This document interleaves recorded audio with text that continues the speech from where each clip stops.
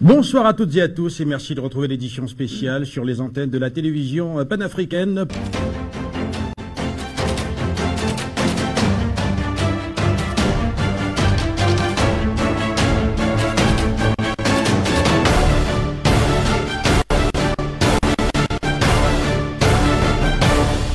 Donc voilà, il s'agit de la situation qui se passe actuellement au Mali, en Guinée, et la création du nouveau parti de mon mentor, le président Laurent Gbagbo.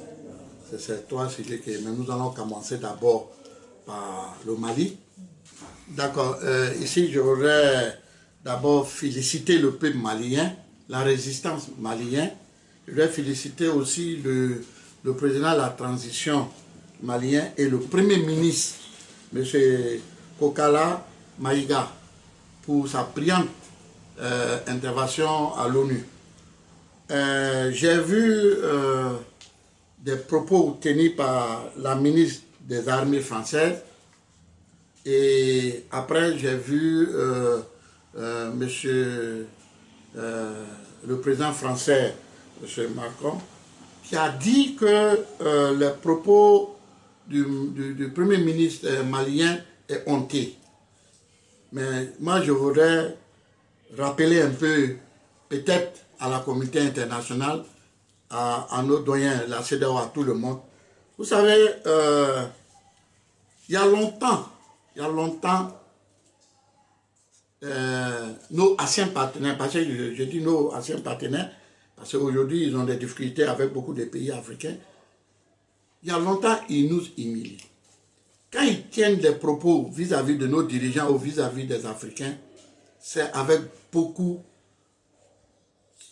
c'est-à-dire avec beaucoup d'insolence. Aucun respect quand ils parlent à nos chefs d'État ou quand ils parlent de nos Africains. Et ça, c'est révoltant. Je voudrais interpeller un peu la France pour leur dire que le monde aujourd'hui a changé. Nous sommes dans la nouvelle technologie, vous-même, vous le dites toujours. Il faut qu'aujourd'hui, le respect est mutuel. Le respect est mutuel. Tu me respectes, je te respecte. Tu ne me respectes pas, je ne te respecte pas. Il faut que aussi la France sache que l'Afrique, là, ce n'est pas leur propriété privée. Ils n'ont pas le titre foncier. Jamais quelqu'un les a donné, l'Afrique pour dire. Ils ont été des partenaires. Et aujourd'hui, si le Mali et le peuple malien a décidé d'ouvrir à d'autres partenaires, mais quel est le problème? Quand vous venez dire que vous étiez là avant, mais c'est des insultes, c'est des injures que vous adressez au peuple africain et au peuple malien. C'est vous-même qui dites dans vos France 24, TV5 Monde, tout ça, que le peuple malien est le pays le plus pauvre dans le monde. Mais c'est vous qui le dites. Mais c'est quoi le problème aujourd'hui? Cette guerre que vous voulez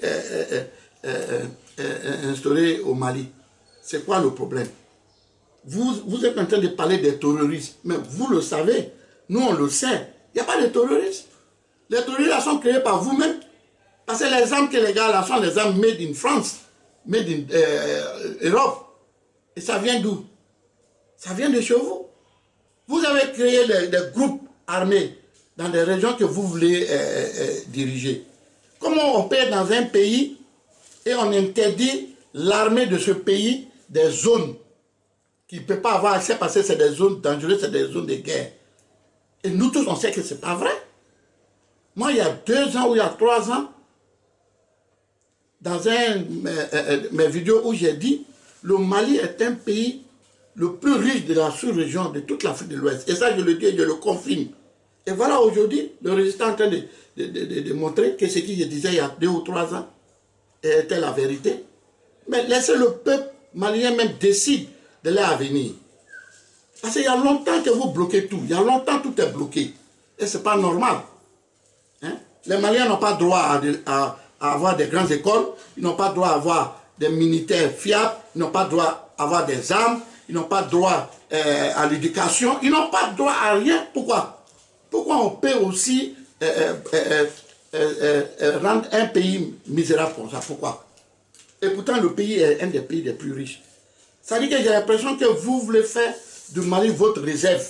votre réserve de l'avenir, votre réserve de richesse.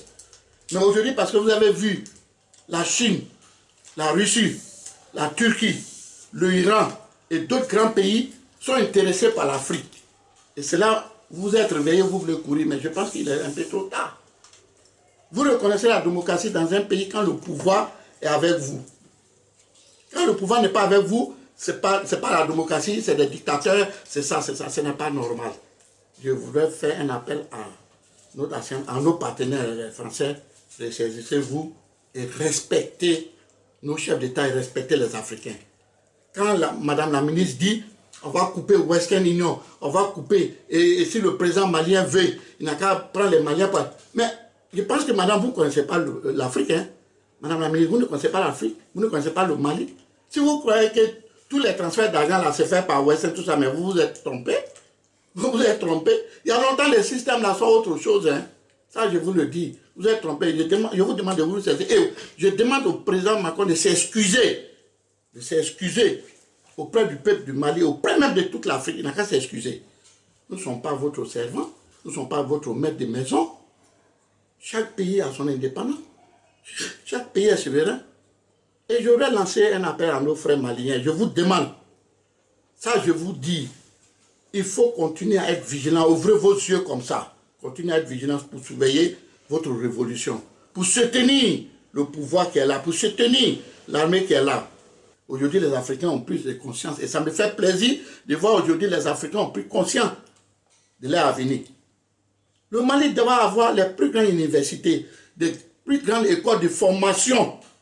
Ils doivent avoir aussi des camps de formation militaire pour défendre le Mali. C'est comme ça. C'est ce qui doit se passer aujourd'hui en Afrique. Chaque pays doit se prendre en charge. Vous n'allez pas créer des groupes militaires, des groupes armés, venir déposer un peu pour parler des terroristes. Quand vous voulez déclencher quelque chose, mais quand vous voulez quelque chose, vous déclenchez, il faut que ça s'arrête. Il faut que ça s'arrête, il faut que le respect soit mutuel.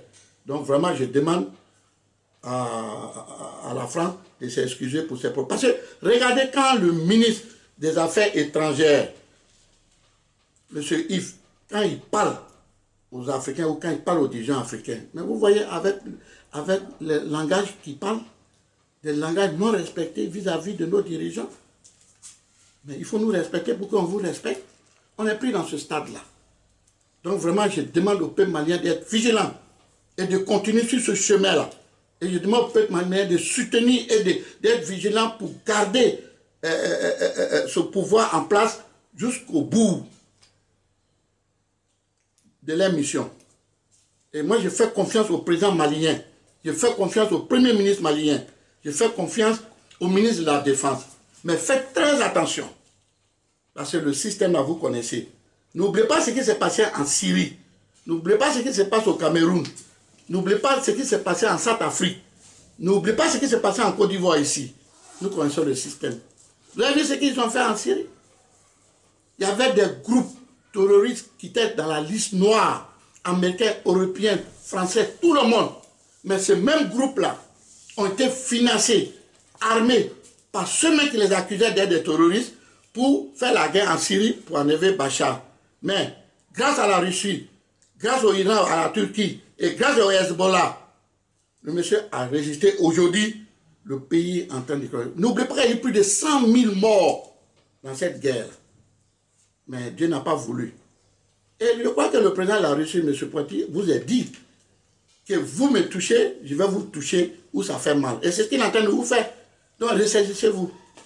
Et je demande à tous les pays africains, allez-y, ouvrez l'Afrique, ouvrez les pays aux autres partenaires. Il y a des grands pays qui peuvent vraiment arranger l'Afrique, qui peuvent aussi arranger les Africains. N'oubliez pas que la Russie est là, mais il y a la Turquie, il y a l'Iran, il y a aussi l'Inde, il y a les grands pays qui sont prêts aussi. Donc, ne restez pas connectés sur un seul partenaire. Ouvrez pour que nos pays africains soient développés. Et surtout le Mali. Moi, ça me fait mal qu'un pays aussi riche comme ça regarde dans la misère qu'on les fait vivre. Ça veut dire quoi ça? Le cas de la Guinée. Il y a eu ce qui s'est passé, tout le monde sait, il y a eu un coup d'État en Guinée. D'abord, je voudrais remercier le nouveau président de la Guinée, son Excellence, M. Doumbia, d'abord d'avoir protégé la vie de l'ancien président. Parce que vous savez, en Afrique ici, n'oublions pas les coups d'État. À l'époque, on tuait tout le monde. Prenons le cas de Libéria, Samuel II et tout son gouvernement, ils ont été tous assassinés. Il y a d'autres pays aussi, c'était pareil. Mais cette fois-ci, ce coup d'État était tellement pacifique et calme. Ça, je le remercie d'avoir protégé l'ancien président, vu son âge, tout ça. Mais je voudrais aussi interpeller un peu nos doyens de la CEDEAO, tout ça. Mais vous voyez, quand vous voyez un président qui est au pouvoir et qu'il est en train de faire des choses dans lesquelles ça va envoyer une situation ou un danger dans ce pays-là. Mais vous ne dites rien. Quand il y a eu coup d'État, vous vous êtes tous levés. C'est pourquoi? C'est pourquoi vous vous levez, c'est pourquoi? Il y a eu un problème. Quelqu'un qui modifie la constitution de son pays pour ne plus partir. Est-ce que Dieu a dit qu'il était le seul intellectuel de la Guinée? Est-ce qu'il était la seule personne qui pouvait diriger la Guinée qui n'allait jamais mourir? Mais on a quand même des grands intellectuels guinéens. On a des grandes personnes quand même qui peuvent aussi diriger. Vous avez fait 2 mandats. Ce n'était pas sage de te retirer et puis devenir en même temps un conseiller spécial du nouveau président qui va venir et puis tu vas lui guider aussi. Ça fait quoi? Ça fait quoi? Hein? Voilà aujourd'hui ce qui s'est passé. Tu n'es plus président. On t'a enlevé, on t'a humilié. On n'avait pas besoin de ça. Et j'aurais interpellé aussi la gang, j'aurais interpellé aussi le nouveau président qui a été investi hier. Il faut être vigilant. Il faut être très vigilant. Et je demande au peuple guinéen, vous qui soutenez aujourd'hui le nouveau pouvoir qu'elle a, soyez vigilants. Et arrêtez de répondre aux autres. Arrêtez, mettez-vous au travail. Commencez à mettre votre constitution en place, dans laquelle la constitution, le seul garant, c'est l'armée. Pour ne pas que demain, quand il va y avoir les civils qui vont venir au pouvoir, les gens vont commencer à toucher votre... Non, il faut que ça soit clair dans votre constitution. Vous précisez bien la seule personne, le seul qui peut habiter à modifier la constitution, c'est l'armée. À part ça, personne d'autre. Et ça, c'est clair. Il faut que vous pensiez à ça. C'est très important. Et je dis merci au peuple de la Guinée pour cette transition pacifique, pour ce calme. Et je pense que soyez vigilants. Aimez votre pays, soyez patriotiques. Soyez des Guinéens de la résistance pour avoir la vraie liberté, la démocratie dans votre pays et le développement. Vous n'avez pas le CFA, mais vous vivez, non? Vous vivez, vous n'avez pas le CFA, mais vous vivez. Vous avez tout chez vous. Donc, voilà le problème. On a vu aussi d'autres pays. Le Ghana, est-ce que le Ghana a le CFA? Mais ils vivent. Le Nigeria, est-ce qu'ils ont le CFA? Mais c'est des grands pays, c'est des grandes puissances économiques. Donc, ne vous inquiétez pas.